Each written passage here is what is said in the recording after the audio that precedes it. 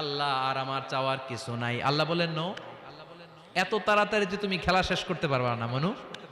আমার সাথে তোমার এই খেলা আরো লম্বা সময় চলতে হবে।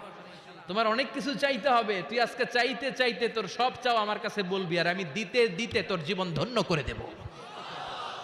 সে আবার চাইতে শুরু করবে, আল্লাহ এটা দাও, ওটা দাও, ওটা দাও। আল্লাহ দিতে দিতে সব দিবে। এরপরে বলবে আল্লাহ মাফও চাই, দোয়াও চাই, আর চাওয়ার কিছু নাই। আল্লাহ বলবেন তাই ঠিক আছে, তোরে আমি জান্নাতে ঢুকাই দিলাম, তবে মনে রাখিস তোর জান্নাতটা হবে সবচেয়ে ছোট জান্নাত, আর তোর জান্নাতটা হবে এই পৃথিবীর 10 গুণ। চিল্লায় এখন সুবহানাল্লাহ।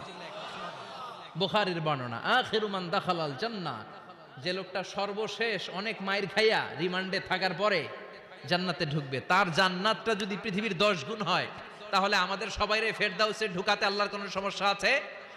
চিল্লায় বলেন সমস্যা আছে? এজন্য আমরা আল্লাহর কাছে কোন জান্নাত চাই? কথা বলেন।